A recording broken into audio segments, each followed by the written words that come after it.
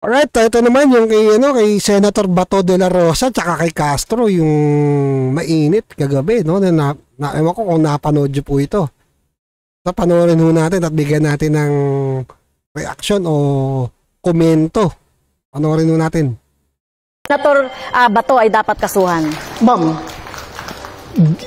gigil na gigil kang kasuhan si Pangulong Duterte at Acos ng mga kaso na hindi mo kami maliling. Kumusta na po yung conviction mo sa kasong child trafficking? Natawa lang siya. Kamusta naman yung kaso mo? Child trafficking ngayon. Natawa lang siya. Gigil na gigil siyang, ayun sabi ni Bato gigil na gigil siyang kasuhan si Pangulong Duterte at ito nga si Senator Bato, pero yung kaso niya, hindi niya, kamusta naman? Tuloy natin. Ano na po nangyari? Bakit andyan ka pa? Hindi ka pa nakulong? Ang tanong ng bayan, dapat bang sampahan ng kaso si dating Pangulong Duterte o hindi? Si Representative Castro na pabor sa panukala. Conditional naman ang tugon ni Senator De La Rosa. Dapat lang kasuhan si dating Presidente Duterte at long overdue na ito. Pati yung mga kasapakat niya at nag-utos sa pagpatay sa war on drugs. Libo-libo ang pinapatay ni Duterte pero wala pang napapanagot. Kaya kailangan talaga ng hustisya ng ating mga mamamayan. Sinasabi natin dito na dapat ay yung kaso na ito ay matagal na, pati na rin siguro. Senator De La Rosa? Ang sagot ko dyan is conditional, no? Hybrid. Pwedeng yes, pwedeng no. Yes, in the sense na nobody is above the law. Kapag mayroon siyang nagawang kasalanan, kasuhan natin. Pero kung wala naman siyang nagawang kasalanan, huwag mo siyang kasuhan base doon sa kaso ng ibang tao. Because guilt is personal. Huwag po nating ipaangkin kay Pangulong Duterte yung kasalanan ni Ninja Caps. Kaya po, after 3 years na tapusan sa pag-ulo, walang kaso. Meron ho naman kayo ngayong 15 seconds para mag-react po kay Senator De La Rosa. So, mismong siya, si President Duterte, ay umamin na pumatay siya ng tao. Kaya kailangan siyang kasuhan. At ito, sino ba yung nagdisenyo ng mga policy na ito? Siya rin at nag-cause ng pagpatay. Maging si Senator Senator Bato ay dapat kasuhan. Ma'am, gigil na gigil kang kasuhan si Pangulong Duterte at Acos ng mga kaso na hindi mo kami maliling. Kumusta na po yung conviction mo sa kasong child trafficking? Ano na po nangyari? Kamusta daw yung kaso mo? Nakakapagtaka po talaga kasi bakit mo nasa labas pa siya? Tapos nagpa-site contempt pa, di ba? Antindi nun. Antindi na mga kababayan. Tapos ito nasa labas. Ewan ko. Bakit andyan ka pa? Hindi ka pa nakulong. Yun nga, ang tanong ko, pakisagot lang. Kasi ang ordinaryong tao nagtatanong, porque congresswoman ka, hindi ka nakulong. Sila pag... Yun yung bagay na yun. Kasi meron sinasandalan. Aminin man mo natin o hindi. Huwag na mo tayo magbulahan. Convicted tapos nasa labas pa. Yung mga ordinaryong tao, kulong kaagad.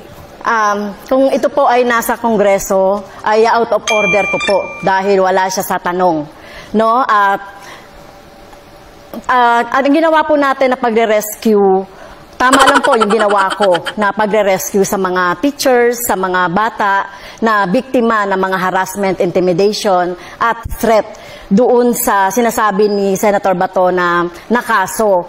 So, kung sino mang mga teachers, gagawin yon, no? Yung ipagtanggol at sagipin yung ating mga teachers at mga estudyante. So, tingin ko po ay walang mali doon sa ginawa po natin doon sa kaso. Now, Senator De La Rosa, may pagkakataon ho kayo na magtanong o mag-react pa rin sa posisyon po ni Representative Castro.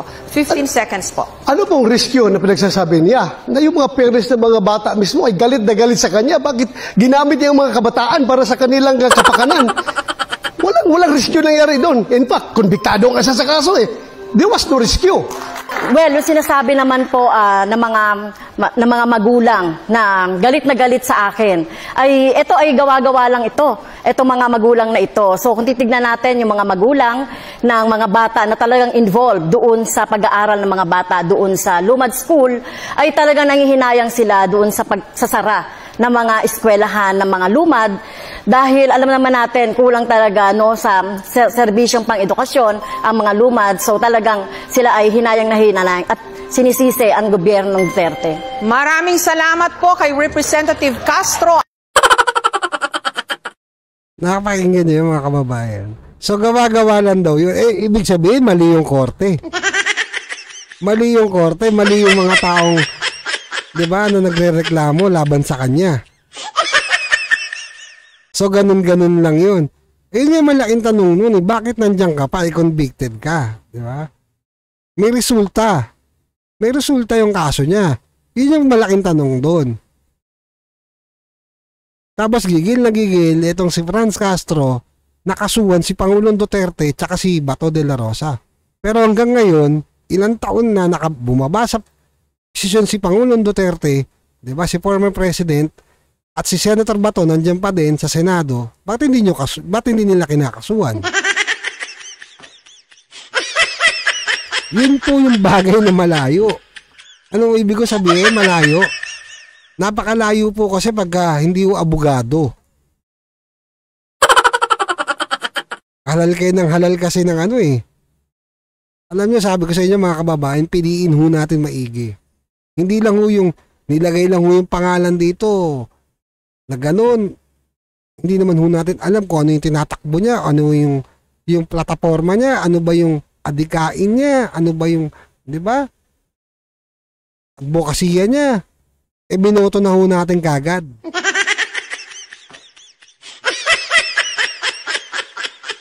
Marami ho niyan, lalo na ngayon, tumatakbo mga party list.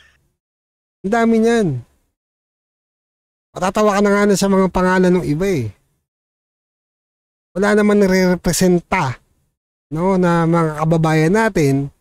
Iba, maiintindihan mo, may nire-representa. Gaya ng Bisaya Kagyud party list. Tapos yung Angkasangga, di ba? Nire-representa nila yung mga rider. TNBS rider. Pero iba, ewan ko, wala ko nakikitang nire-representa nila. Susunod doon dyan, may tatakbo na eh. Na party list din eh. Alam mo, siguro, pwede na siguro yung ano eh, Engot Pinoy. Engot Voters Pinoy. Kasi meron pa rin mga engot. Alright, so yun lang naman mga kababayan. Now, don't forget to like and share ang ating mga ginagawang video reaction o commentary dito sa ating DTV News Manila. Ako po si The Vice, and don't forget to like and subscribe sa ating mga platform gaya ng TikTok, Facebook, and YouTube. Ingat po kayo lagi at keep safe and